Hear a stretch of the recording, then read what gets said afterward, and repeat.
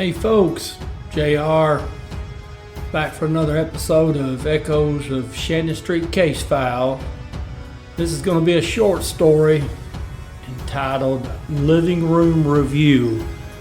I thought we would go back through the living room stuff just one more time. I just felt like we didn't cover everything that was laying in the living room that was of interest. Get a chance to actually look at the pictures and soak it all in. Apologize, I haven't been around the last few days. I had to go out of town and see my mom and some of my family members. My mom's 79 and I hadn't had a chance to see her since all the COVID stuff, so it was really good to see her. So I was tied up the whole weekend. So it wasn't I didn't love y'all, I just had to take care of family business.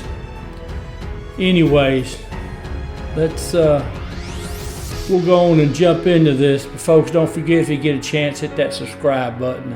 Be sure and click on that link down in the description. Follow my podcast, get you a copy of the documentary or the book. Shoot, come visit me on Facebook, my website. Follow me on Twitter. All right, let's get rolling on this episode here. All right, this picture of the living room. I'm sure y'all all recognize the hanging coffee table. If you'll look here, I've got the what I consider the main items marked with an arrow and a number. Those numbers correspond with the crime scene diagram. The living room is denoted as room A. Now you see the number 1 is the 3-cell Kell light. That was the flashlight carried by Hester. That was the one that was used to beat him to death.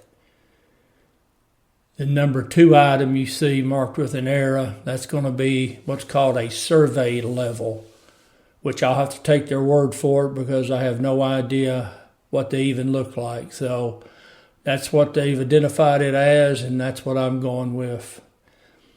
And you see item number 3, that's going to be a badge. And I'm pretty sure that's Bobby Hester's. I believe the badge number was 840, and that was his badge number. Number 4, you see the MPD jacket. You can just see the bottom parts of the jacket laying on the couch. Several episodes, I'm sure you've seen that jacket displayed. Now that couch is up against the north wall, the windows looking out into the front yard. Now you see item number 7, that's MPD handy talkie, and that's radio number 41. Number 11, you see the blue butane lighter. And then number 14, it's identified as keys. Now that's all we've got in this particular photograph. There's some other items that are on the table, but you've got that picture is blocking. It's a T picture or whatever. It's blocking some of the other items. All right, another picture of the living room and the hanging table. You can see item number 5 is handy talkie number 5, police radio number 5. Everything else in that picture was identified in the previous pic. Now I did put 2 things in circles that weren't mentioned. They wouldn't be mentioned in the items, but one is the blood on the table. You can see or maybe you can't really tell, but that is some thick, dark blood and a lot of it on the table. Also, that item on the floor on the right-hand side, it looks like an ID of some kind. I don't know if it's a work ID or what. It definitely not a Tennessee driver's license, but I don't really understand why they didn't identify that. I didn't see it in the items that were marked, so I don't know how or why they missed it. All right, we've got the picture here of the that large sofa chair that's in the living room. And you see item number 6 is the telephone that Lindbergh was holding in his hands when Bobby Hester and Ray Swill first got there. Also, you see items number 9 and 10, that's cassettes. Now, I've got circled areas of blood. Some of it appears to be maybe cast off. The rest of it looks like it was dripping from a wound. Maybe somebody was standing there and it dripped. As you can see, it makes little circles when the blood just drops straight down, as opposed to cast off. Sometimes you'll see it and it's not a little circle, it's actually it makes a little longer design. As you can see, some of that in there is not a perfect little circle. And also there's a couple areas where it looks like there was a larger amount of blood that came out. But now take anything I say about the blood probably with a grain of salt. I'm not a blood spatter expert. In fact, I'm not even a blood spatter amateur. But anyways, that was just my opinion. I did want to point out the blood. Okay, this photo here, this is over by the front door, and y'all have seen this photo countless times. Items here of note, item number 12 is the wristwatch.